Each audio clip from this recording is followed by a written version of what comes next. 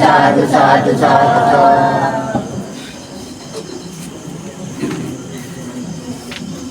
ධර්මදේශනාමය පින්කම ආරම්භ කිරීම සඳහා හැමදෙනාම tempත් වෙලා නැවත සාධනා නමෝ තස්ස භගවතු අරහතු සම්මා සම්බුද්දස්ස නමෝ තස්ස භගවතු අරහතු සම්මා සම්බුද්දස්ස නමෝ තස්ස භගවතු අරහතු සම්මා සම්බුද්දස්ස समन्त चक्रवालेषु अत्र गच्छन्तु देवता सद्धम्मं मुनिराजस् शृण्वन्तु सद्गमुखदं धम्मश्रवणकालो अयं वदन्ता धम्मश्रवणकालो अयं वदन्ता धम्मश्रवणकालो अयं वदन्ता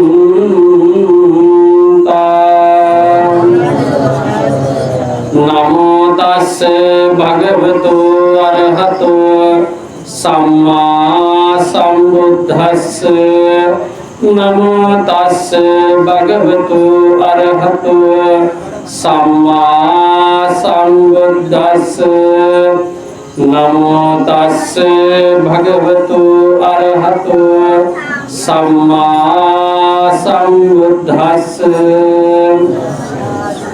सुवन्नतो बंकरुन्तस्स उच्चतो अकनिष्ठका एवं धम्मान पस्सानं कलन्नागन्ति सोलसिन्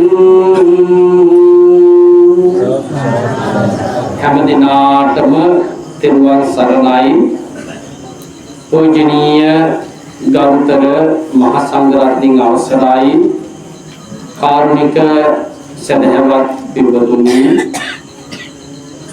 අද මේ අවස්ථාවේ අපි පින්වතුන් සෝදානම ලබන්නේ තාම වටිනාම මහෝත්තම පුණ්‍ය කර්මයක් වන කටින මහා පින්කම අලලා පැවතුම් ලබන සද්ධර්ම දේශනාමය පුණ්‍ය කර්මය ඉෂ්ට සිද්ධ කරවා ගන්නට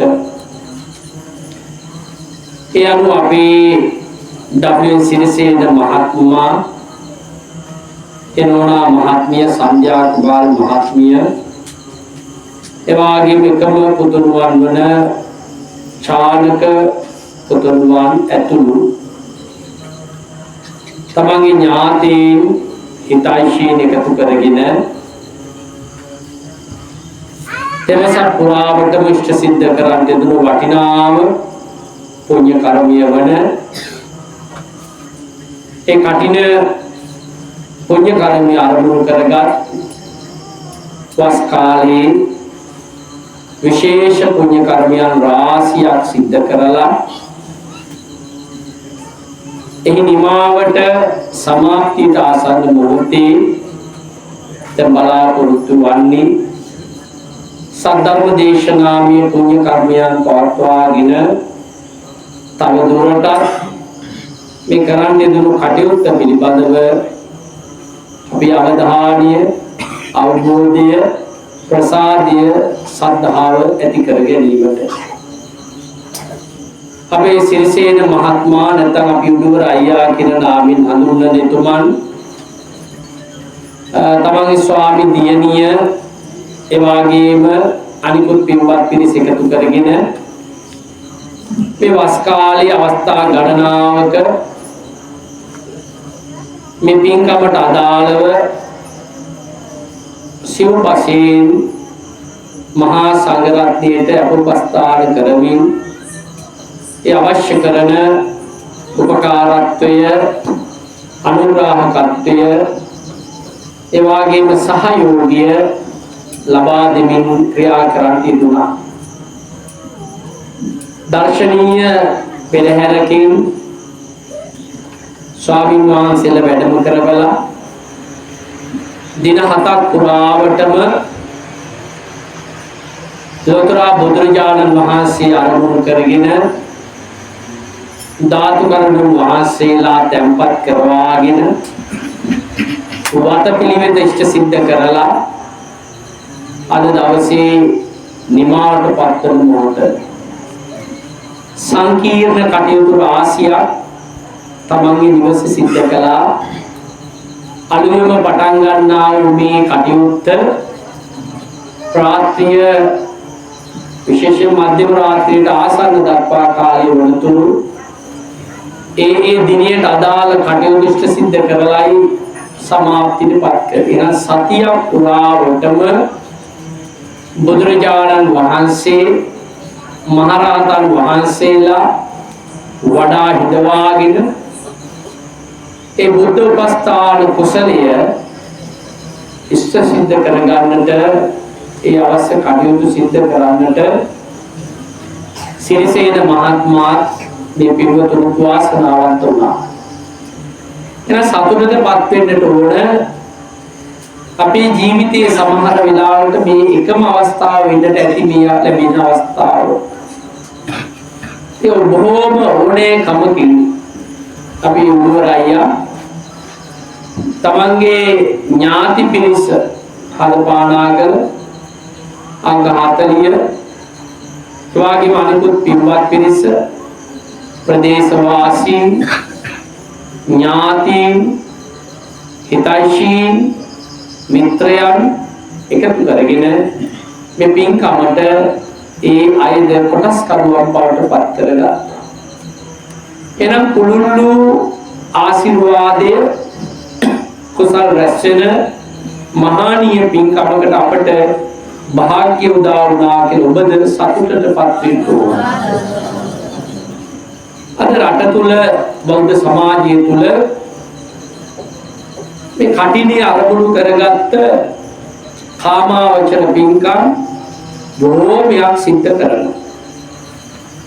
සමහර දේවල් අත්‍යාලංකාරව සැරසිලි සහිතව ශබ්ද පූජා සහිතව මහත් වූ සංවිධානාත්මක බවකින් සිද්ධ කරන බව දකිනවා. ඒ හැම දෙයකම ගුණාත්මක බව රඳා පවතින්නේ අපි මේ කරන උතුම් කාර්යය පිළිබඳව අවබෝධයෙන්ම ඉෂ්ට සිද්ධ කළොත් පමණයි. ඉවත්නි අපි බුදුරජාණන් වහන්සේගේ ශාසනයේ බුදුරජාණන් වහන්සේගේ මහදායක තුමා තමයි අනාථ පිණ්ඩික සිටු. අපි එතුමා හඳුනන සුදත්ත. මෙතුමාගේ දියණියක් හිටියේ චූල සුභද්‍රා කියලා. චූල සුභද්‍රා කියන්නේ අනාථ පිණ්ඩික සිටුතුමා වගේම සද්ධාවෙන් තරුණයන් පිළිබඳ ගෞරවයෙන් අගතැන්පත් තැනැත්තියක්. ඇය විවාහපත් වුණු ස්වාමියා එතුමාගේ පවුලේ උදවිය මිත්‍යා දෘෂ්ටික පිරිසක්. එයයි නිගණ්ඨ දහමට තමයි ප්‍රමුඛත්වය ලබා දීලා තිබුණේ. ඉතින් එක් අවස්ථාවක මේ චූල සුභද්‍රාව තමන්ගේ ස්වාමියාගේ නිවසේ රැඳී සිටින වෙලාවේ දහවල් කාලේ මේ නිගණ්ඨ පිරිසක් තමන්ගේ නිවසට පැමිණිච්ච වෙලාවේ තමන්ගේ මාමණ්ඩිය මේ දියණියට මතක් කරනවා ගිහිල්ලා නිගණ්ඨයන්ට ආචාර කරන්න. ඇය බොහොම ලැජ්ජාවට අපහසුතාවටපත් වුණ ඇය ඒ ප්‍රදේශයටවත් හැරිලවත් බලන්න කැමති වුණේ නැහැ. ඉතින් ඇයගේ ඒ ස්වභාවයට විරුද්ධකම් පාපු මේ මාමණ්ඩිය මතක් කරනවා ඉතින් ඔබ ඔය කියන ශ්‍රමණය මොන වගේ පිරිසක්ද? ඒ වෙලාවේ අපි භාග්‍යවත් බුදුරජාණන් වහන්සේ උන්වහන්සේගේ ශ්‍රාවක පුත්‍රයන්ගේ තියෙන ශ්‍රමණ ගුණයන් සංඝ ගුණයන් මේ චූල සුභද්‍රා වර්ණනා කළා. අහගෙන ඉන්න අකමැති කවුද? දෙතනත්තා. එතුමා තර්ජනය කරන මේ මාවණ්ඩිය තමන්ගේ ලේවියට එහෙනම් ඔය ශ්‍රමණේ ඔච්චරම අවබෝධයෙන් සරණ ගිහිල්ලා තියෙනවා නම් එට අපේ නිවසට ගෙන්වන්න දානීය පූජා කරන්න. දැන් චූල සුභද්‍රාව ඉන්න ස්ථානය බුදුරජාණන් වහන්සේ වැඩ සිටින සවැත් නුවරත් අතර දුර ප්‍රමාණය දීර්ඝයි. නමුත් ඒ කල්පනා කළා තමන් ශ්‍රද්ධාවෙන් සරණ ගිය බුදුරජාණන් වහන්සේගේ පිහිට මේ වෙලාවේ තමන්ට උවමනා බව.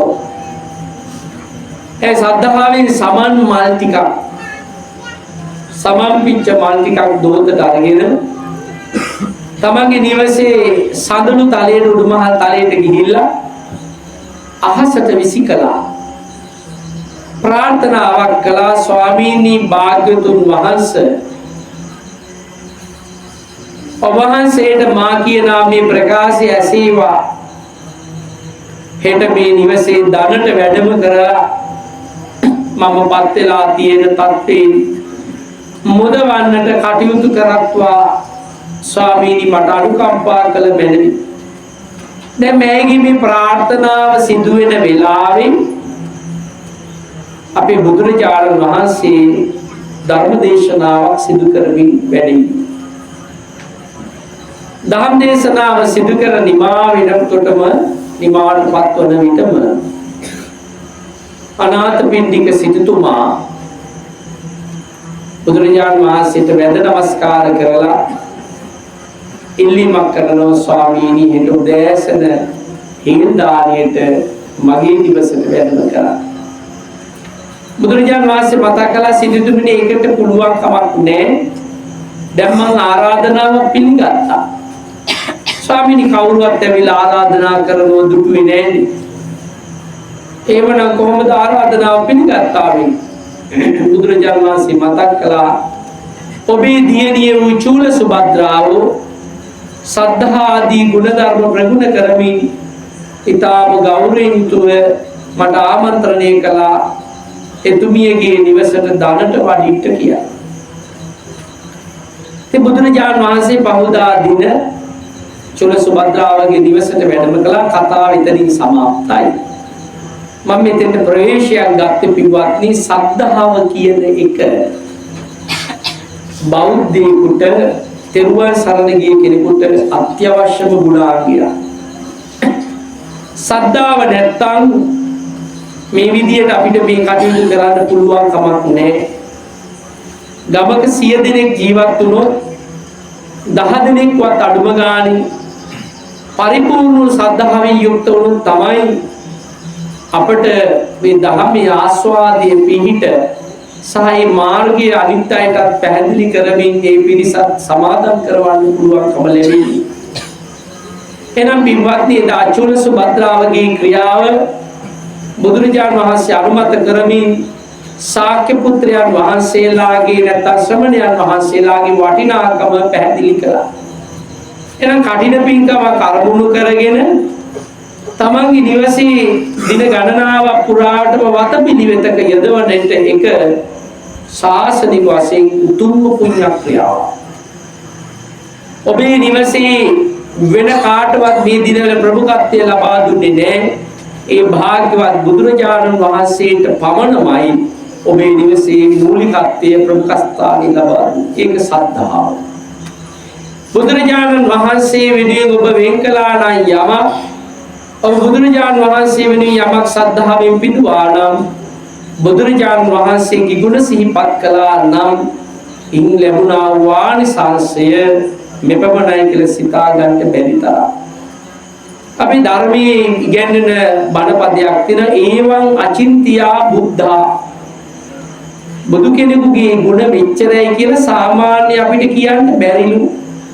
එවං අචින්තියා බුද්ධා බුද්ධ ධම්මා අචින්තියා අචින්තියේසු පසන්නානම් විපාකෝ හෝති අචින්තයෝ.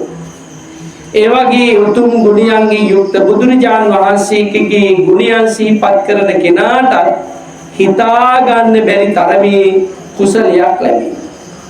එහෙනම් බුද්ධ ශාසනය ගැන්වෙන අටමහා කුසල ගණයේ පින්කම් වල බලවත්ම පින්කම තමයි කටින චීවර පූජා පින්කම්.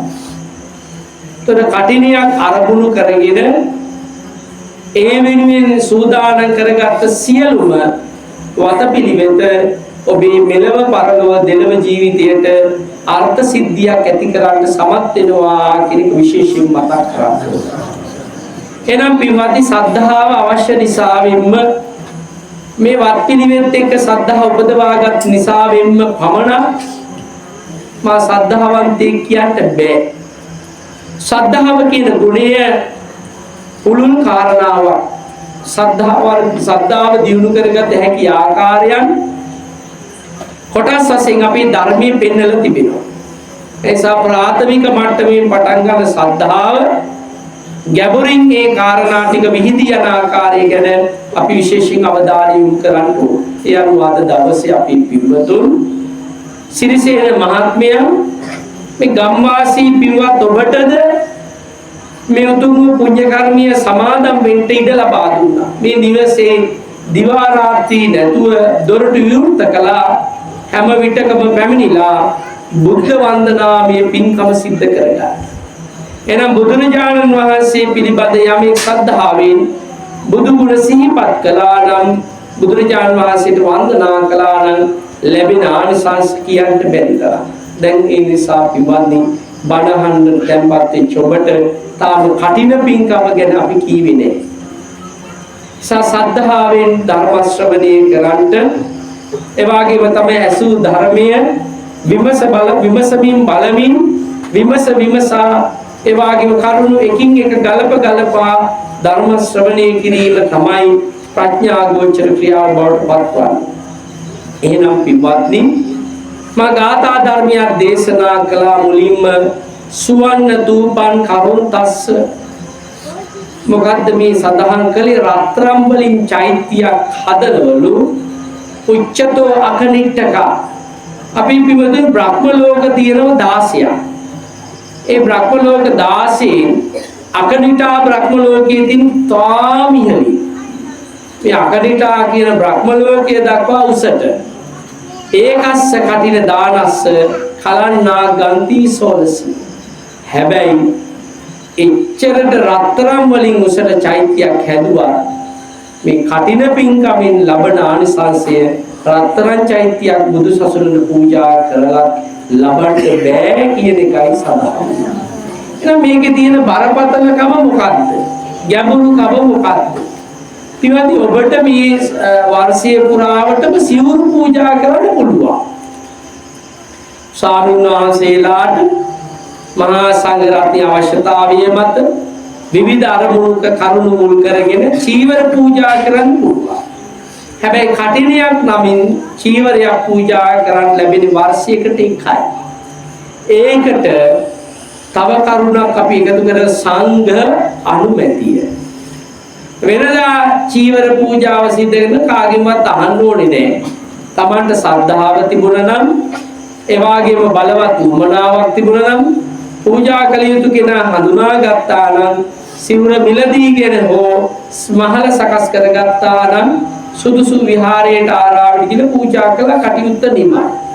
හැබැයි මෙතන තියෙන විශේෂත්වය තමයි අපේ විනය අට කතාවේ සඳහන් කරන්නේ 3 මාසයක් හාමුදුරුවන් වහන්සේලා ආරාමයක වස්වසලා උන්වහන්සේලා වස ඡේදනීය නොකරගෙන වැඩ ඉදීමම තමයි මේක ලබන්න සුදුසු දෙයක් බවට පත් වෙන්නේ.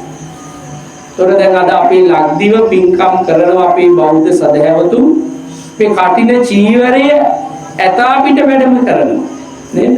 ඒ වගේම පංච තූරේ නාදීන් ඒ වගේම තමයි තවත් විවිධ සංස්කෘතිකාංග වලින් අලංකාරවත් शोभाමත් කරමින් තමයි මේ චීවර පූජාව සිද්ධ කරන්නේ. ඉතින් අද සංස්කෘතිකාංග අපේ හර පද්ධතිය ඇතුළට ගොඩාක් එකතු වෙලා මුසු වෙලා තව පැත්තකින් මේක වෙන පැත්තකට යනවාද කියලා අපිට බයක් හිතෙනවා.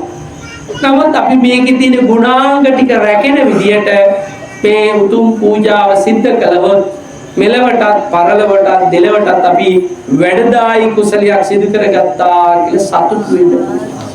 වස් කාලේ පන්සලේ වැඩ සිටිය හාමුදුරුවන් වහන්සේලා දිනපතාම උදේ දවල් සවස තෙරුවන් නැමදීම කළා නම් හිත හදාගන්න බණ භාවනා සිද්ධ කළා නම් දායක පින්වතුන් වශයෙන් බෙහෙරට විහාරයට සම්බන්ධ වෙච්ච පින්වතුන්ට පංචශීලී පටන් සීලාදී ගුණධර්ම කියා දුන්නා නම් ඔබද බුදු ගුණ අනුව කටයුතු කරන්ට ආශිර්වාදයේ සහිත බුදු ගුණ සිහිපත් කරන්ට අවකාශය ඊට ප්‍රස්තාව සල්සා දුන්නා නම් තුන් මාසිය පුරාම තුරුණුවන්ට ගෞරව සම්ප්‍රයුක්ත භාවය ඇති වෙන අපි කටයුතු කළා නම් වස් කාලේ අපිට සතුටු වෙන්න පුළුවන් අපි යමක් වෙනදාට වඩා සිදු කළා කියලා. එනිසා පින්වත්නි ඒ චීවරය ලබන්න සුදුසු බවට මහා සංඝරත්නය පත්වන්නේ අන්නේ ආකාරයට කටයුතු සිදු කළොත් නිකාම්ම තුන් මාසයේ ගත කරලා චාරිත්‍රයක් විදියට මේ පූජා කළාට මේකේ බරපතලතාවයක් තිබෙනවා. ඊළඟ ස්වාමීන් වහන්සේ ආරාමෙන් බැහැරුණේ සත්තාහකරණේ සහ සතිකරණේ කියන කරුණු දෙකට යටත්. සතිකරණේ කියලා සඳහන් කළේ පියවත සිහියෙන් යනවා. තමන් වහන්සේ වැඩ සිටිය පන්සල් භූමියේ එළියට යන්න පෙර මම මේ උපචාර සීමාව ඉක්ම යනවා කියලා හිතේ අදිෂ්ඨානය ඇති කර ගන්නවා.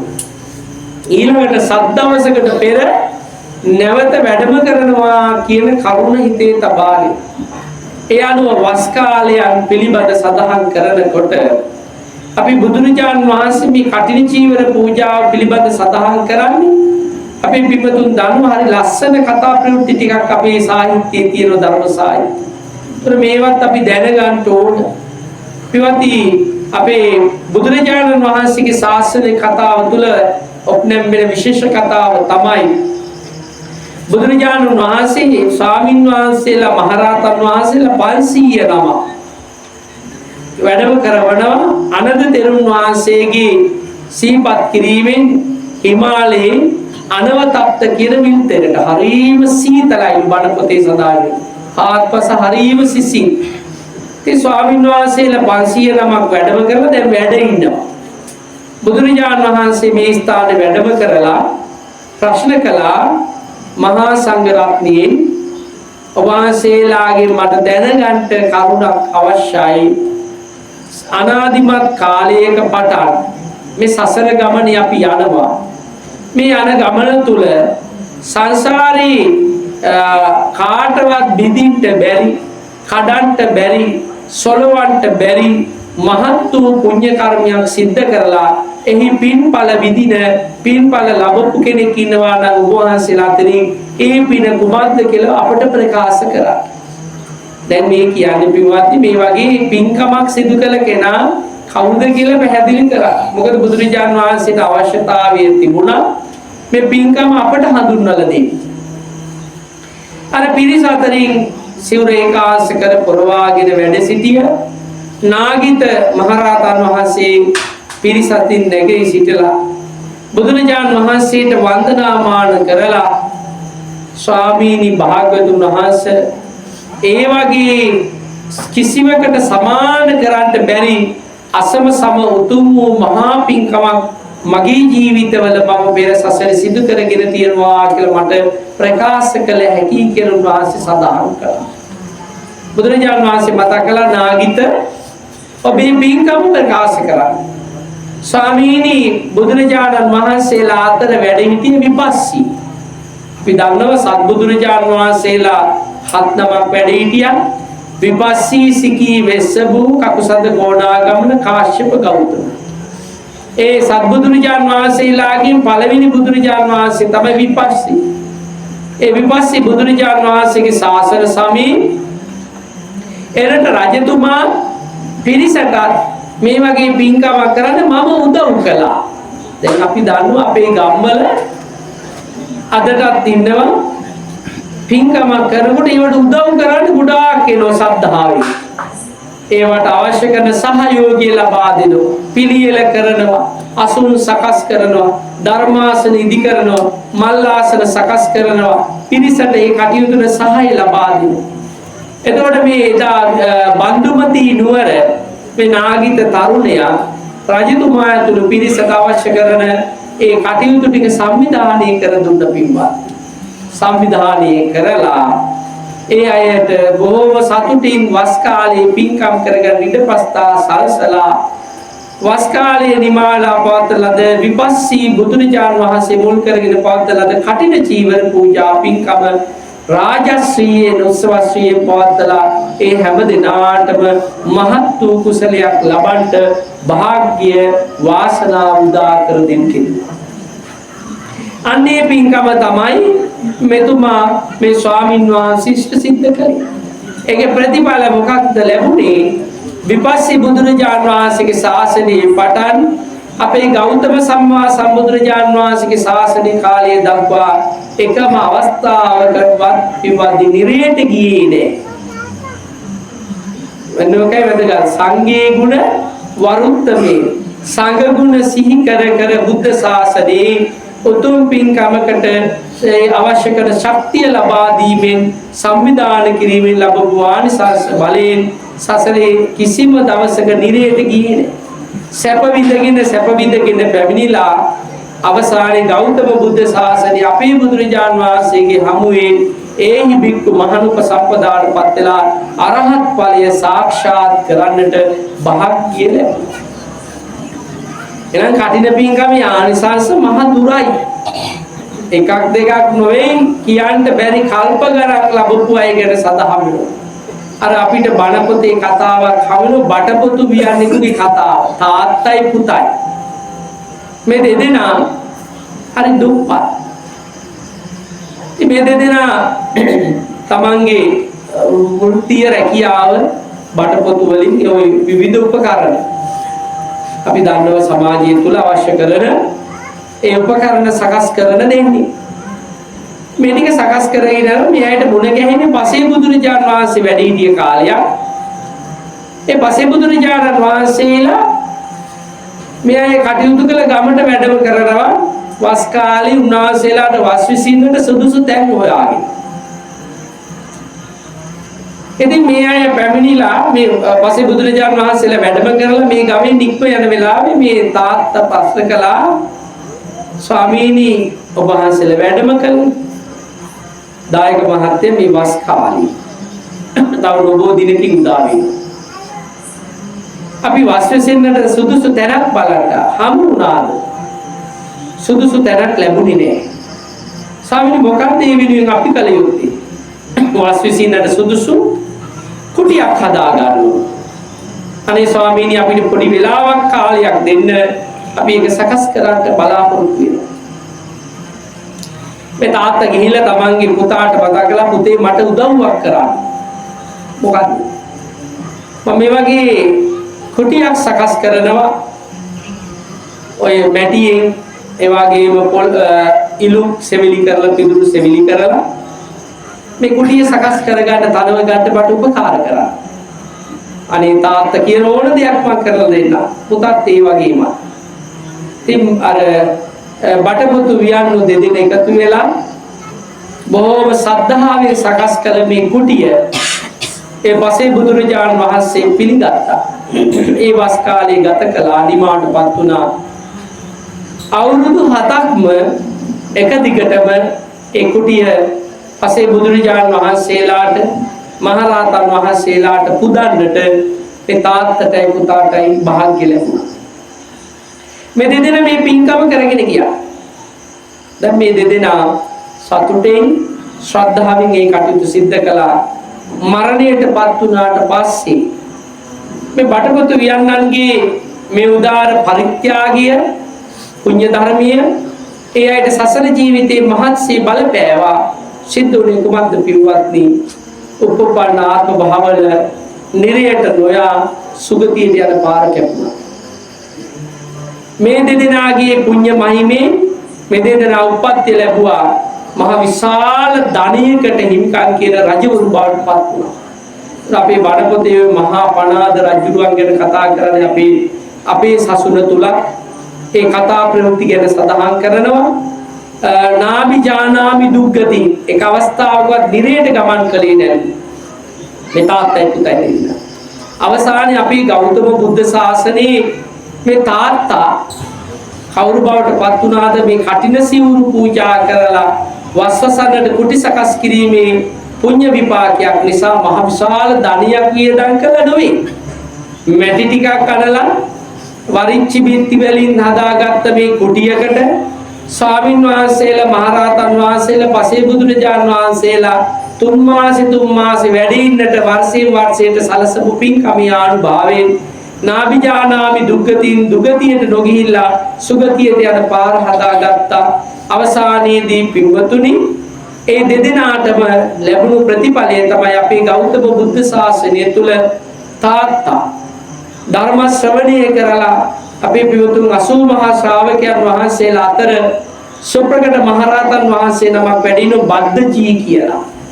මේ බද්දජී කියන මහරහතන් වහන්සේ පාටපත් උනේ අර බටපුතු වියන්නන් අතර පියා විදියට කටයුතු කළ තැන. තොර මේ පුත්‍රයා තාමත් කොහෙද? තුසිතේ.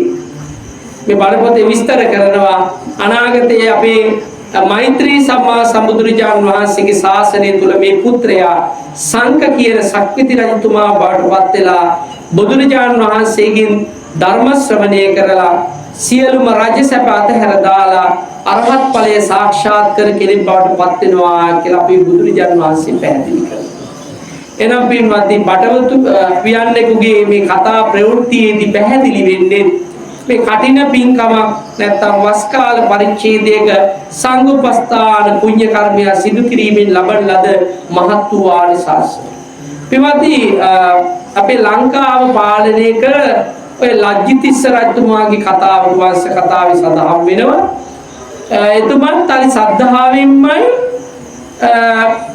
මහා සංඝ රත්නය වස් සමාදන් කරවීම කර දෙන රුහුණු රටේ ඒ වගේම තමයි විශේෂයෙන්ම රජ රට ප්‍රදේශවල එක අවස්ථාවක ඔය ආරාමයක බොහොම දුෂ්කර ආරාමයක වැඩ ඉන්න වෙලාවේ ස්වාමීන් වහන්සේලා අවශ්‍ය කරන උපස්ථාන ටික රජතුමා සිද්ධ කරනවා.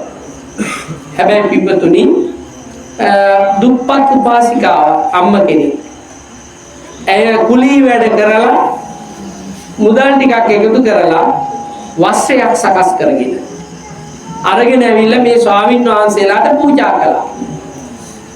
උන්වහන්සේලා මේ වස්ත්‍රය වස් කාලේ පිළිගත්ත නිසා එතන ඉන්න නායක ස්වාමීන් වහන්සේ මතක් කළා මේ වස්ත්‍රය ගෙන දුන්න තැනැත්තිය මේක සද්ධාවෙන්මයි අපිට පිදුවේ. ඒ විතරක් නෙවෙයි ඒ දහඩිය කඳුළු හෙලලා දුක් මහන්සි වෙලයි මේක ගෙනල්ලා පූජා කළේ.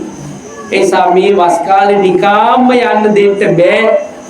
ඒසා වස්තු මාසෙ අපි මේ වස්ත්‍රය පළමුව සිවුරක් කොට සකස් කරගනිමු. දෙවනුව අපි කීප නම දින දෙක තුන ආදී වශයෙන් මේ පොරොවමු. මේ ස්වාමීන් වහන්සේලා එක නමක් සමාලාට දින දෙකක් තුනක් අසමාර ස්වාමීන් වහන්සේලා දවසේ වරුවක් සමාර ස්වාමීන් වහන්සේලා දවසක් ආදී වශයෙන් මේ ආරාමයේ වැඩ හිටිය 500ක් දෙනා වහන්සේලා සිවුර පොරවනවා රහත් වෙනවා. සිවුර පොරවනවා රහත් ඵලයටපත් වෙනවා. අනිත් ස්වාමීන් වහන්සේලා සිවුර ලබා දෙනවා. 500 නමම මේ තුන් මාසෙම මේ සිවුර පරිහරණය කළා රහත් ඵලයට පිටපත් වුණා. දැන් මේ ඉන්න නායක ස්වාමීන් වහන්සේ මේ චීවරය නිසා අපි ලබාගත් අධිගමයට ගරු කිරීමක් වශයෙන් මොකද කළේ? දැන් 500 දෙනෙක් පරිහරණය කළාම ඕනෑම වස්ත්‍රයක් ගත්තාම කිලිටි වෙලා දි รา පත් වෙලා වැරයිලි බවට පත් වෙනවා. දැන් චීවරයත් ඒ தත්ත්වයටපත් වෙලා නමුත් උන්වහන්සේලා මේක කොඩියක් වගේ ලෙලදෙන්න සැලසුවා. කටින පින්කම ආසන්න වෙනවා. ලජ්ජිතිස්ස රජතුමා තමන්ගේ සේනාව පිරිවරාගෙන ඊට කලින් කොඩි දජ පතා කෙවුවා පන්සල සරසන්න සැරසිලි කරා. ඉතින් රජතුමාගේ අන්තිමට තාම කොඩි ලෙල දෙන්නේ නෑ. ආරාමේ පරණ රෙද්දක් උඩ ලෙල දෙනවා කණුවක හිටවලා. පිරිසගෙනුත් ප්‍රශ්න කළා. පිරිස දන්නේ නෑ. ස්වාමීන් වහන්සේගෙන් ප්‍රශ්න කළා. ඒ ස්ථානයේ ප්‍රධාන ස්වාමීන් වහන්සේ මතක් කළා රජතුමනි මේ චීවරය තමයි මේ වස් කාලේ අපි හැමදෙනාගේම සසරෙන් එතර කෙරෙන්නට මඟ පාදා දුන්න අපි උත්සුක කළේ උත්සාහවත් කළේ ඒ චීවරයට ගෞරවයක් විදියටයි අපි මේ චීවරය මේ විදිහට ලෙල දෙන්න සැලසුවේ කියලා සඳහන් කළා. එනම් පින්වත්නි චීවර පූජාව කියන එක උතුම් පින්කම. ඒ වගේම මහ ප්‍රජාපති ගෞතමියගේ කතා ප්‍රවෘත්තියක අපිට මුණ ගැහෙනවා. එය ආත්වාර ගානකට කල්ප ගණනකට පෙර සිද්ධියක් බණ පොතේ විස්තර වෙනවා. කම්කවුරු පිරිසක්. මහ ප්‍රජාපති කියන්නේ බුද්ධ මාතාවනි අපි. නේද? එතකොට මේ බුද්ධ මාතාව මහා මායාවගේ සහෝදරිය. එතකොට මහා ප්‍රජාපතිය කියන්නේ බුද්ධ මාතාව. ඒතොර කල්ප ගණනක පෙර ඇය කම්කරු නායිකාවක්. ඒ කියන්නේ පාරවල් හදන මිනිස්සු අතර ඉපදිලා ඒ ජීවිත ගත කරන කාලේ ඒ අයගේ ගමට එනවා පසේබුදුරජාන් වහන්සේලා ප්‍රශ්නම. උන්වහන්සේලා වැඩම කරනකොට මේගොල්ලෝ පාර හදනවා. පාරෙන් අයින් වෙලා වැදගෙන ඉඳ දුන්නා. විනාඩි කිහිපයක ඇතුළත නැවතත් උන්වහන්සේලා වැඩම කරනකොට මෑයට හිතුණ විමසන්නේයි කියලා. ස්වාමීනි ආපයිම වැඩම කරන්නේයි. අපි මේ ගමේ ප්‍රභු කෙනෙක් හිටිනවා ඒ හම්බ වෙන්න ආවේ. වස් කාලේ අපිට කුටි පහක් හදා ගන්න පුළුවන් ද අහන්න. එතුමා හිටියේ නෑ බිරිඳ හිටියේ ඇයි කිව්ව බෑ කියලා. ඒ නිසා අපි නැවතත් වැඩම කරන සුදුසු තැන. මේ කම්කරු නායිකා වැදගෙන ප්‍රශ්න කරන ස්වාමීනි ඒව හදන එක කරන්න ඕන ප්‍රභූ අයමද අපිට කරන්න බැරිද? එහෙම ප්‍රශ්නයක් නෑ. එහෙනම් ස්වාමීනි අපිට පොඩ්ඩක් ඉඩ දෙන්න. 500 දෙනෙක් හිටිය මේ පිරිසේ 500 දෙනා 100 බෙදුවා. මේ 500 දෙනා 100 බෙදලා 100 දෙනා බැගින් ගොනු කළා. මේ කාරණාව උන්ට මතක් කළා. මොකද සිහිපත් කළේ 100 දෙනා එකතුලා කුටි පහක් හදන්න. ඊළඟ මේගොල්ලෝ දානේ බෙදාගත්තා. අපි අවල් දවසට දානේ ගෙන ඔයගොල්ලෝ අවල් දවසට ගෙන ඉතින් 500 දෙනා පුළුවන් විදියට රසවත් භෝජනනේ. ඉතින් මේ අය 3 මාසේ පුරාවටම දානමාන බෙදාගෙන පූජා කළා පිණ්ඩපාතේ. ඊළඟ වස් කාලේ ඉවර වුණාට පස්සේ මේ අය 100 දෙනා බෙගින් එකතු වෙලා මුදල් එකතු කරලා වස්ත්‍ර පහක් ගත්ත දල වස්ත්‍ර. ඔය කියන්නේ ටිකක් ඝනකම තියෙන සිනිඳු නොවන වස්ත්‍ර. මේ ටිකක් අරගෙන මේවායේ තියෙන අර රළු බව තියෙන නූල් ටික ඉවත් කරලා සිනිඳු භාවය යුක්ත නූල් දාලා මහල සකස් කළා. ඒ වස් කාලේ සද්ධාසිතින් පූජා කළා. යම් දවසක නිවන් දකින්නට අපි 500 දෙනාටම මේ පුණ්‍ය ධර්මයේ හේතුපාදක කුසලයක් වේවා කියලා. ඉතින් විවාදයේ ප්‍රතිඵලය තමයි බුද්ධ මාතා තනතුර ලැබලා ඒ 500 දෙනාම විවාදී අරහත් ඵලය සාක්ෂාත් කළ අපේ පිටු දන්නවා. ඒගොල්ලෝ අපේ ගෞතම බුද්ධ ශාසනයේ 250 බෙදුණා. කොතනින්ද බෙදුනේ? අර රෝහිණී කියන ගඟේ ජලය බෙදා ගන්න ශාක්‍ය වංශිකයෝ 250යි කෝලිය වංශිකයෝ 250යි කියලා කඩු මුගුරු අරගෙන ගහ ගන්නට ලෑස්තිලා. බුදුහාඳුර වෙදෙන්ට වැඩම කරලා ඇහුවා වතුරද වටින්නේ ජීවිතද? ඒ ජීවිතවල වටිනාකම වතුනා මේ අය එතනදීම විශේෂයෙන්ම බුද්ධ ධර්මයේ දහම ශ්‍රවණය කළා. රහත් ඵලයේ සෝවාන් ආදී මගඵල ලබන්නට වාසනාවන්තයෝ බවටපත්. එහෙනම් අතීත පුණ්‍ය කර්මයන් අපිට බලපානවා කියන එක පින්වත්නි විශේෂයෙන් මතක තබා ගන්න. එහෙනම් අපි මේ රැස් කරන කර්මය විශේෂයෙන්ම සසර ජීවිතේ ගමන් කරන එක. අද ඔබ ස්වාමීන් වහන්සේට මුතු කුඩයක් ඇල්ලුවා නම්, බුද්ධ පූජාව වඩම කරනකොට කුඩයක් ඇල්ලුවා නම්, හේවිසි නාදයක් කළා නම්, ඔබ සද්ධා ගෞරව පෙරට කරන්නේ හැම එකටම පුණ්‍ය ක්‍රියාවට කුසලයක් නැත්නම් කර්ම ශක්තියක් උඩ නැගෙනවා. එනම් මේ ජීවිතේ පුරාවටම අපි ශක්තියින් ගොඩක් එකතු කරන්නේ. ඒ නිසා මේ චේතනාව හරි වැදගත් විදිහට සකස් කරගත්තොත්, ගොනු කරගත්තොත් සසර ජීවිතය අපිට ඒකෙන් ලබන්න තියෙන ප්‍රතිඵල කියන්න බැරි තරම්. ඒ නිසා පින්වත්නි බුද්ධ ශාසනයක උතුම් වටිනා පුණ්‍ය කර්මයක් තමයි කටින චීවර පූජා පින්කම්. ඒකට අපි මේක දැනගෙන කරන්න ඕන. ඊළඟට මේක සඳහන් කරනවා කටින නාමං අති උත්කට්ටම් වට්ටති. විනය අට කතාවේ සඳහන් කරන කටිනය වඩාත්ම උත්කෘෂ්ඨ වෙන ආකාරයෙන් තමයි මේකේ තියෙන ප්‍රබල බව වැඩි වෙන්නේ. මේකේ ගෞරවණීය බව වැඩි වෙන්නේ. දැන් එතකොට මේක වස්ත්‍රයක් නේ අපි වඩම්මන්නේ. දැන් සිවුර කියන එක සැකසෙන්නට පෙර වස්ත්‍රයක්. එතකොට පාට කළ වස්ත්‍රයක් වෙන්න පුළුවන්, පාට නොකළ සුදු වස්ත්‍රයක් වෙන්න පුළුවන්. එක්කෝ වෙනත් පාට වස්ත්‍රයක් වෙන්න පුළුවන්. මේකට අපි කියන දුස්ස කියලා කියන්නේ වචනේ. එතකොට කටින දුස්ස තමයි වැඩම කරන්නේ. හිස මත තියාගෙන සාදුකාර දෙදී වැඩම කරලා ඊළඟ අපි හෙට උදෑසන අරුණ නැගින්නට පෙර විහාරස්ථානයේ අපි මේක සඳහන් කරන්නේ අර කොස්තොලවල කොස් නැටි සාමාන්‍ය පේන නොපෙනෙන ගානට විද්‍යමාන වෙන වෙලාවේ තමයි මේක පූජා කරන්නේ. එතකොට ඔබ සාදුකාර දෙදී වැඩම කළ ඒ චීවරය පවදාට මහා සංඝරත්නයට පූජා කරනවා. මහා සංඝරත්නය නැවතත් ඔබ වෙත බාර දෙන මේක වස්ත්‍රය චීවරයක් විදිහට සකස් කරා. ඔන්න චීවරයක් විදිහට සකස් කරනකොට මේකේ තියෙන පියවර ටිකක් නේද? මේකේ පළවෙනියට ගත්තාම කබ්බණය, සිබ්බණය, ඡේදනය, දෝවණය, රචනය, කප්පකරණය ආදී වශයෙන් ගෙනාපු මේ වස්ත්‍රය සුද්ධ කළා, සෝදල පිරිසුදු කළා, කොටස් වලට කැපුවා, බුරු නූල් ඇද්දා, ස්ථිර නූලෙන් මැව්වා, ඊළඟට පඩු පෙව්වා, ඊළඟට නැවත සේදුව වේලලා ඔන්න පූජා කරන වෙලාව. ඔන්න එතකොට උදේ ගෙනල්ලා පූජා කළා, නැවතත් හාමුදුරුවෝ දායකයන්ට ඒ චීවරය පෙරුවා, නැවතත් මහල සකස් කළ පඩු පොළ නැවතත් දායකයෝ ඉමං කටින චීවරම් බික්කු සංඝස්ස දේම කියලා වාක්‍යයක් කියලා මේක පූජා කළා. ඊළඟට එතන ඉන්න හාමුදුරුවෝ සංඝ ස්ථවිරයන් වහන්සේ නමක් වේක ලබාගෙන ආරාමේ ලක්ෂයක් වුණත් වස්සමාදන් වුණත් ඒ අතරේ සුදුසු භික්ෂුන් වහන්සේටමයි මේ චීවරේ පිරිනමන්නේ. ඉතින් අපේ ලොකු ආන්දු අපේ ආවල් ආන්දුර කියලා එහෙම නමට ප්‍රසිද්ධත්වයට මූලිකත්වයට ඒක පුදන්ට පිරිනමන්න බෑ. ඒක දියන්න ඕන වර වස ආරක්ෂා කර ගැනීම. ඒකට වස් ආරක්ෂා කරගත්ත වස් නොසිඳුණු ස්වාමීන් වහන්සේටමයි ඒ කාරණා පුදන්නේ. ඒ වගේම තමයි විශේෂයෙන්ම කටින විපත්ති 17ක් අපේ ධර්මයේ කියලා තියෙනවා. කටින සම්පatti 24ක් කියලා තියෙනවා. ඒ වගේම තමයි මේ චීවරේ ලබන්න පුළුවන් 8 දෙනෙක් ගැන අපි බණ පොතේ සඳහන් කරලා තියෙනවා. ඒ නිසා විශේෂයෙන්ම මිනිස්යන්, දෙවියන්, එළාර භික්ෂුව, භික්ෂුණිය, සාමණේර, සාමණේරිය ආදී වශයෙන් ඒ පිරිසට මේ ලබා දෙන්න පිරිනමන්න පුළුවන්.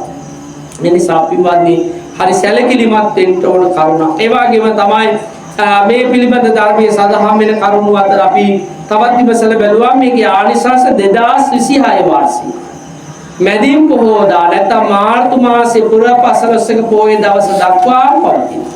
දැන් මේක ලැබපු හාමුදුරන්ටත් ආනිසංස 5ක්. දැන් සමහර දේවල් වල තියෙන සිල්පද ප්‍රමාණය වැඩි වෙනවා. මේ කටින චීවරේ ලැබපු හාමුදුරන්ට අසමාදාන චාරු, අනාමන්ත චාරු, ඝන භෝජන, චීවරුපාද, යාවදත්ත චීවර කියලා ආනිසංස ගොඩක් ලැබෙනවා. ඒ අසමාදාන චාරු තුන් සිවුර. දැන් අපි කරේ සිවුරක් තියෙනවා, පොරවන් ඉන්න සිවුර, අඳන සිවුර, තුන් සිවුර. ඒකට අපි මේ දෙපළ සිවුර නැවතිව කරේ අපිට කටයුතු කරන්න පුළුවන්.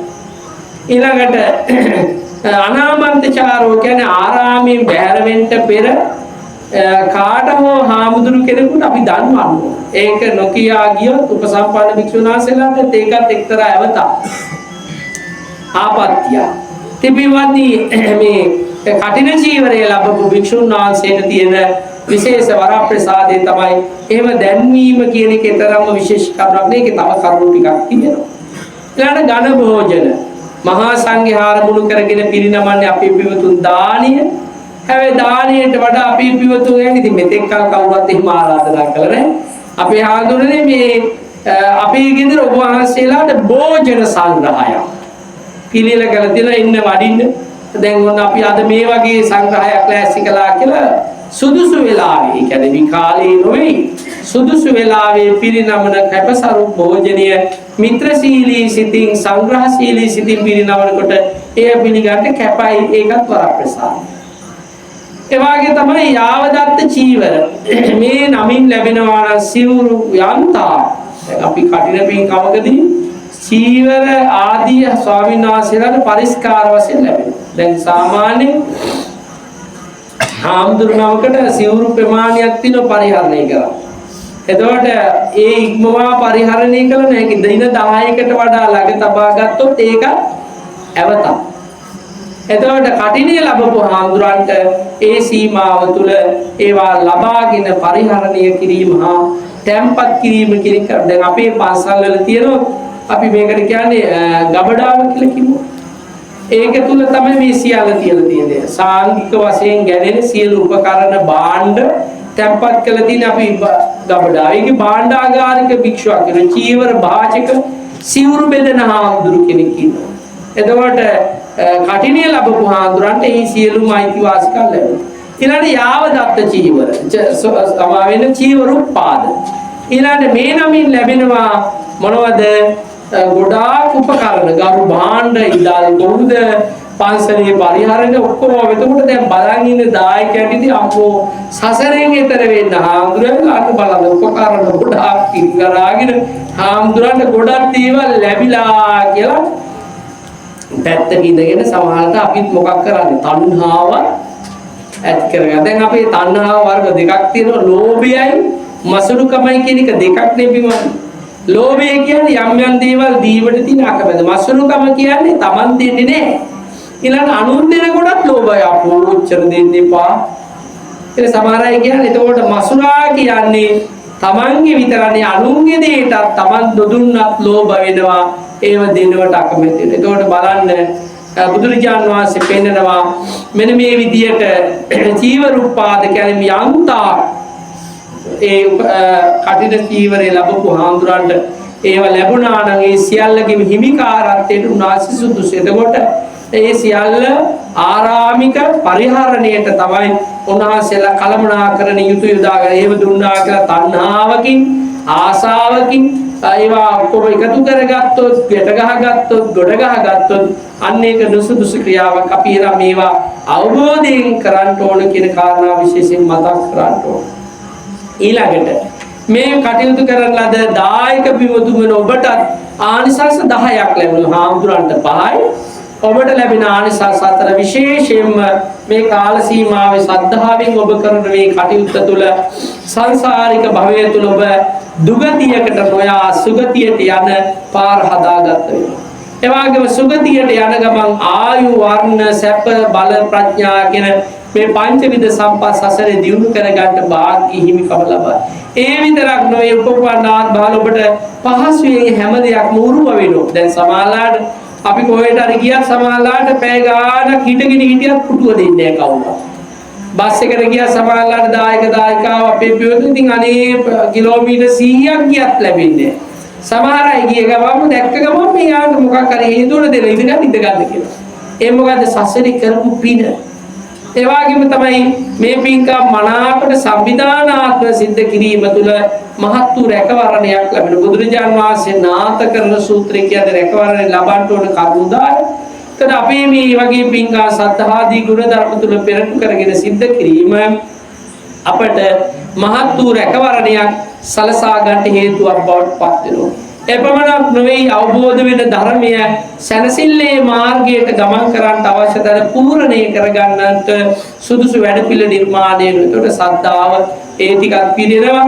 ඒ වාගේ පරිත්‍යාග කටයුතු කරනවා. සසරේ නාමිඥානාමි දුක්ගතින් කවදාවත් සසරේ දුගතියට නොයා සුගතියට යන්නට ඉඩ ප්‍රස්ථා සැලසෙනවා. ඒකට බලන මහා පණාද රජුරුවන්ගේ කතාවෙන් එතකොට එතුමාගේ විශේෂ මේ දිව්‍ය භාවය පිළිබඳ සඳහන් කරනකොට සක්‍ර දෙවියන්ගේ ඒ වගේම එතුමාගේ පහේ නැත්නම් ප්‍රාසාදයේ තිබිච්ච කොතේ තිබිච්ච ආලෝකයේ ගැන බණ පොතේ විස්තර වෙනවා.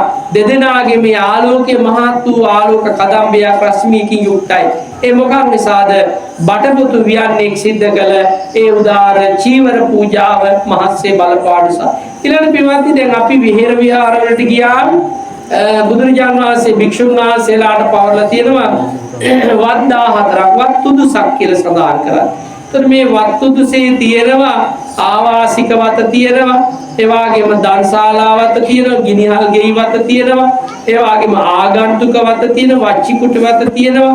ඉතින් අපි ඔය විශේෂයෙන්ම වච්චිකුට වත කියන්නේ සනීපාරක කැසිකිලි වැසිකිලි සුද්ධ කිරීම. දැන් අද සමහරවිට අපේ ගිහි පින්වතුන් ඒ කියන්නේ එච්චර සැලකිල්ලක් නැහැ. පින්වත්නි, අපේ බුද්ධ ශාසනයේ නිහතමානීකම ඇති කරන කරුණු අතර ඔය වැසිකිලි කැසිකිලි පිරිසුදු කිරීම තරම් මහා පින්කමක් නැහැ.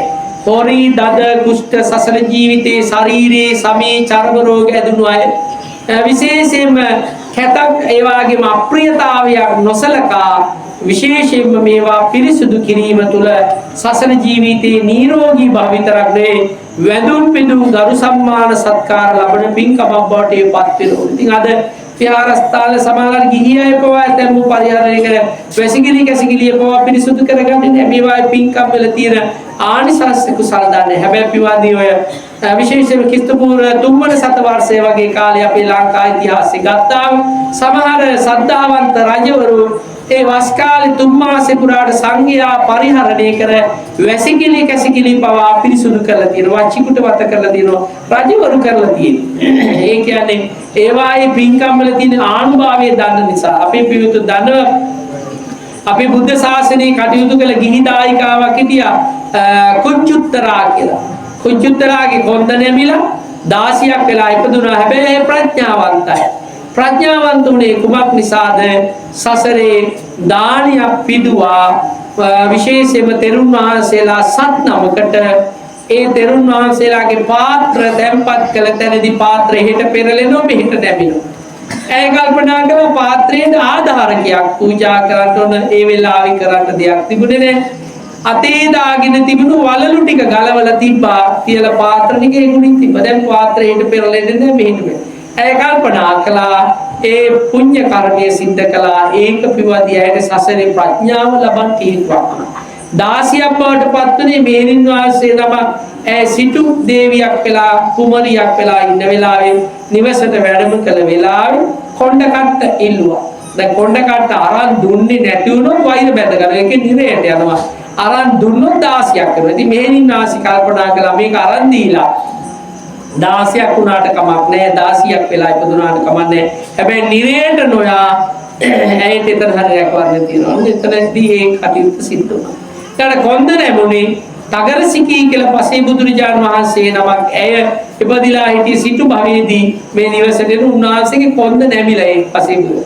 ඉතින් අපේ සමහර අය රඟපාලත් පේනෝනේ අරය ගියේ මෙහෙමයි, මෙයා යන්නේ මෙහෙමයි කියලා මේවා සමහර අය විහිළුවටත් කරන හැබැයි තෙරුවන්ට නිගා වෙන විදියට එහෙම කටයුතු සිද්ධ කළොත් පින්වත්නි ඒකෙන් බරපතල විදිය අක්ෂලයක් විය හැකියි.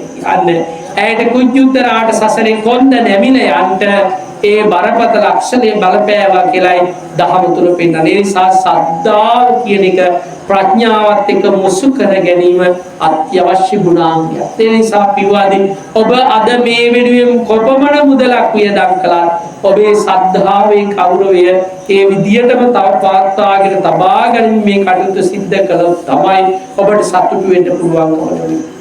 එනිසා මේ උදාාර පින්කම් සිද්ධ කිරීම සංසාරික භවයේ ඔබට සැපත සුවය සහනය විශේෂයෙන්ම ලබන්නට හේතුපාදක කුසලයක් බවට පත් වෙනවා. ඒසා ඉතිහාසය ඒ වගේම අපේ ධර්ම සාහිත්‍යයේ මේ චීවර පූජාවන්ගේ තියෙන අනවිභවනීය බව විස්තර කරලා තියෙන ධර්මයේ තුල කෙසේ වෙතත් බුද්ධ ශාසනයක සද්ධාවෙන් චීවර පූජාව සිද්ධ කිරීමත් මහත් පින්කම. දැන් අර එක්තරා උපාසක මහත්තයෙක් වනගත පාරකින් යන හොරු කට්ටියක් ඇවිල්ලා මෙයාගේ රෙදි ගලව ගත්තා. දැන් අපිට ඒ වුණොත් මොකක්ද අපි වෛර කරනවනේ මුන් මෙහෙම කළා කියලා. මේ දැනන්ත කල්පනා කළා දැන් කාගේවත් පිහිට ගන්න විදියකුත් නැහැ. හැබැයි ඔහු ප්‍රඥා නිසා කල්පනා කළා අනේ මම මේ වස්ත්‍ර ටික සද්ධාවෙන්ම මේ හැමදෙනාට පූජා කරමි, පූජා වේවා කියලා ප්‍රාර්ථනා. මේ තමන්ගේ ඇඳුම් ගලවන් ගියාට පස්සෙත් බලන්න අර එතන පිනක් කරගන්න උත්සාහවත් වෙච්ච ඥානවන්තයෙකුගේ ලක්ෂණය. වෛරය ඇති කරගෙන එයාට සසර ජීවිතේ පුදුම විදියට රැකවරණය ලැබුණා. ඒ නිසා අපි වදී වස්ත්‍ර පූජාව කියන්නේ තරම මහත් වූ බල සම්පන්න පූජාව.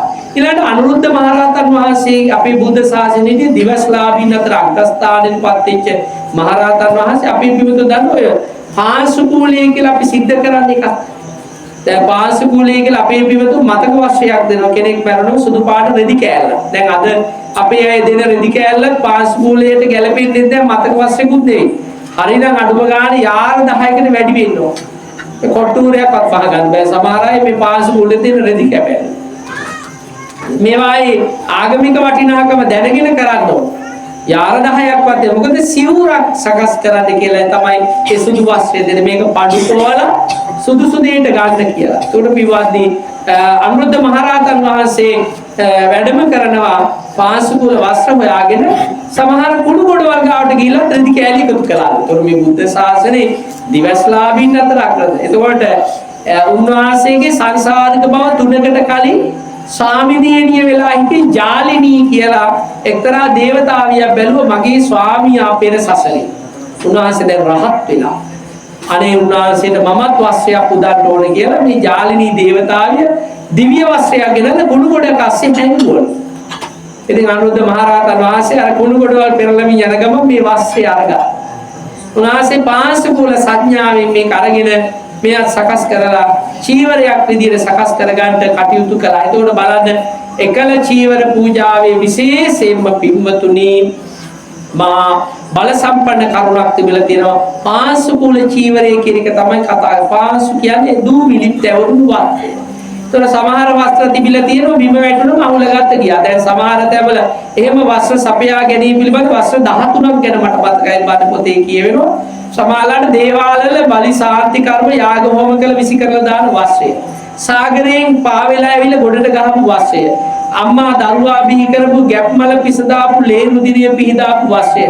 මලමිනියා කොතල දින ගණනාවක් කුණු වෙලා පණුව පිරීලා තිබිච්ච පණුව ගසලා ගන්න වස්ත්‍රය. ඒ වගේම තමයි තවත් ඔය විශේෂයෙන්ම වැඩි වියට පැමිණීම ආදී කටයුතු සිද්ධ වෙච්ච තැනින් ඉවත් කළ වස්ත්‍ර ආදී දේවල් පිළිබඳ සදා මේ සියල්ල අරගෙන මේව කෑලි කෑලි එකතු කරලා මේ කාලේ සිවුර සපය ගත්තේ හදා. ඇයි එහෙම කළේ? ඒකේ දුර වටිනාකමනේ හොරෙක්වත් මේක ගෙනියන්නේ. ඒකයි පෙන්නලා තියෙන්නේ. අද සමහරවිට අපි පොරොන චීවරේ වටිනාකම් තියනවා. දැන් එහෙම තියෙන සමහර 100ක් කඩ සිවුරු 1000 කඩ සිවුරු කියලා පොඩි පොඩි කොටස් කුඩා කොටු ප්‍රමාණය. එතකොට අපේ පිටු දන්නවා පාංශුකූල චීවරයක් දරාගෙන හිටිය අපේ බුද්ධ ශාසනයේ 3 වෙනි මහරහතන් වහන්සේ තමයි මහා කාශ්‍යප මහරහතන් වහන්සේ. උන්වහන්සේ පොරවගෙන හිටියා සිනිඳු චීවරයක්. එතකොට පළවෙනියට බුදුරජාණන් වහන්සේ අවස්ථාව ගුණ ගැහිට ආපිලා බුදුහාමුදුරු පොරවගෙන හිටියේ පාංශුකූල චීවරය. ඒක හරිය බරයි. ඒ බුදුරජාණන් වහන්සේ කාශ්‍යප මහරහතන්ගේ සිවුර දෙසරයක් තුන්සරයක් අතින් පිරිමදලා කිව්වා මේක හරි සිනිඳුයි කාශ්‍යප. ඒ තුන්වෙනි සැරේ පිරිමදලකට කාශ්‍යප මහරහතන් වහන්සේ කල්පනා කළා මේ බුද්ධ ශාසනයේ තුන්වෙනි මහරහතන් වහන්සේ කල්පනා කළා අනේ බුදුහාමුදුරන්ට මේක පුදන්න මේ මගේ සැහැල්ලු සිනිඳු චීවරය. උන්වහන්සේ පොරවගෙන ඉඳි සිවුර ගලවලා බුදුරජාණන් වහන්සේට නවල පූජා කළා. බුදුරජාණන් වහන්සේත් මොකද කළේ? උන්වහන්සේ පොරවගෙන ඉඳි සිවුරක් ගැලවුවා. මහා පොළොව පින්වත්නි දෙදරල ගියා කම්පා වුණා. ඇයි මේ සිවුරු ගෝමාරුව නිසා?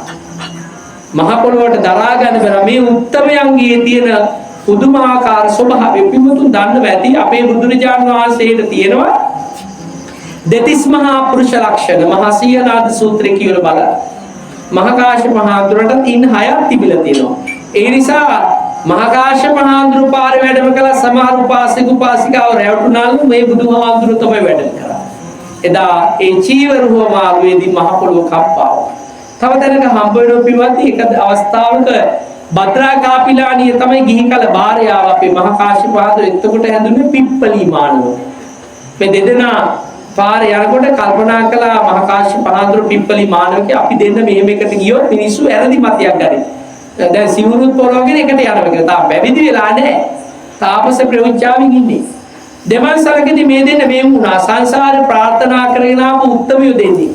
භද්‍රා කාපිලාණියත් අපේ බුද්ධ ශාසනය තුන් අරහත් ඵලයේ සාක්ෂාත් කළා. මහා කාශ්‍යප මහඳුරු පිප්පලි මානවකේ විදිහට ගිහිව හිටියේ. මේ දෙදෙනා දෙමන්සලින් වෙම්බිලා අපිවාදී පාර දෙපැත්තේ කැඩිලා ගියා. අවසානයේදී බුදුරජාණන් වහන්සේ මුණ ගැහුණා. මුණ ගැහිච්ච වෙලාවේ බුදුරජාණන් වහන්සේට වැඳ විදිය දාන්න දැන් අපේ සමහර වදින විදිය දැකලා තියෙනවා. අපේ සමහර අය වදින්න ඇත්තටම දන්නේ නැහැ. අපිට නම් ඕනෙම නෑ මේ වන්දනාව. මම මේ කියන්නේ බුදුහාමුදුරට වදින්න බලන්න කොච්චර කරන්න මමත් කරන්න ඕනේ. ඔබත් කරන්න ඕනේ. හේතුව අපේ ශාස්ත්‍රවරයා ඒ භාග්‍යවත් අරහත් බුදුරජාණන් වහන්සේ. ඉතින් එදා පින්වත්නි මහා කාශ්‍යප මහඳුරෝ දඩ ගහලා බුදුරජාණන් වහන්සේට වන්දනා කළාට පස්සේ බුදුරජාණන් වහන්සේ මතක් කරනවා මහණෙනි මේ වන්දනාව මටම කළ නිසා හරි කිව්වා. මේ මහ පොළොවට වැඳනම් මහ පොළොවට දරා ගන්න බැරි වෙනවා. මහ සාගරයට වැඳනම් මහ සාගරේ ගොඩ ගලනවා. එච්චරට මහ ප්‍රබලයි මේ උත්තමයාගේ වන්දනාවට සදා කර. අපිවාදී මහා කාශ්‍යප හාමුදුරන්ට ඒ විදියට බුදුරජාණන් වහන්සේ පොරොව සුගත තථාගත ජීවිතය ලැබුණේ ඇයිද දන්නවද? එක ගිහි ජීවිතයක මෙතුමා සිල්වත් උපාසකේ ආරාමයට යනකොට ඒ ආරාමේ වැඩ ඉන්න පසේ බුදුරජාණන් වහන්සේ සිවුරක් මහනවා. මෙතුමා ගිහි උපදායක මහත්තයා යනකොටම සිවුර නවල තිබ්බා. දොරෙන් ඇතුලේ ඇයි ස්වාමීනි සිවුර වහන ඉවරද කියලා මුකුත් කිව්වේ නැහැ. දැක්ක සිවුරේ කොටසක් මදි වෙලා. මේ උපාසක මහත්තයා කරේ දාගෙන හිටිය රෙදි කෑල්ල නැත්තම් මේකට කියන්නේ උතුරු සලුව. පූජා කළානේ ස්වාමීනි මේ උතුරු සලුවත් ඔබ වහන්සේගේ චීවරයේ ඉතුරු කොටසට තියලා බහ ගන්න කියලා. අන්න එදා මේ උතුම් පුණ්‍ය කර්මයේ පසේ බුදුරේකට සිදු කිරීමේ විපාක මත ගෞතම සම්මා සම්බුදුරජාණන් වහන්සේ ශාසනයේ සුගත තථාගත චීවරයක් ලබන්න හිමිකම් කීවා කියන විශේෂයෙන් කියනවා. ඊළඟ වැඩියෙන්ම බුදුරජාණන් වහන්සේගේ සිවුර ඇල්ලුවේ කවුද? අග්‍ර උපස්ථායක ආනන්ද තෙරුන් වහන්සේ. බුදුහාඳුර පිරිනිවන් පාප වෙලා ඉතිරි වුණු එක සුගත චීවරයක් තමන් වහන්සේගේ පපුවට තද කරගෙන අනේ මගේ බුදුරජාණන් වහන්සේ පුරවන ලද මේ චීවරය උන්වහන්සේ පිරිනිවන් පාවදාලා මට මා සන්තකේ බුදුන් වහන්සේයි දකින්න දින උතුම් පාරිභෝගික වස්තුවක් වෙන මේ සුගත තථාගත චීවරයයි කියලා අනද තෙරුන් වහන්සේ සැනසීමටපත් උනේ ඒ බුදුරජාණන් වහන්සේගේ චීවරය තමන් වහන්සේගේ පපුවට තද කරගෙන ඒ බුදු ගුණ සිහිපත් කිරීමේ ආනුභාවය. එන සසරේ බුදුවරේ පරිහරණය කර චීවර ආදිය නවන්නට සකස් කරන්නට පිරිසිදු කරන්නට වාග්ය ලැබෙන්නට පින්වත්නි එසේ මෙසේ පින්කම් නොවේ කරන්නට ඕන සසරේ මහත් වූ හිත පහදවාගත් පින්කම් කරන්න. අපේ පින්වතුන් දන්නව මාලිගාවිල පන්සල මේ කුඹුකඩ තියෙන. මාලිගාවිල පන්සලේ බෝධිසත්ව ප්‍රතිමාව ඇතුළු පිළිවෙල සකස් කරලා තියෙන දප්පුල කියන රජතුමා. ඔය අග්බෝ වසබ දප්පුල වගේ රජවරු ගැන රාජ්‍ය නාමාවලින් ටිකයි කතා කරන්නේ ඉතිහාසයේ.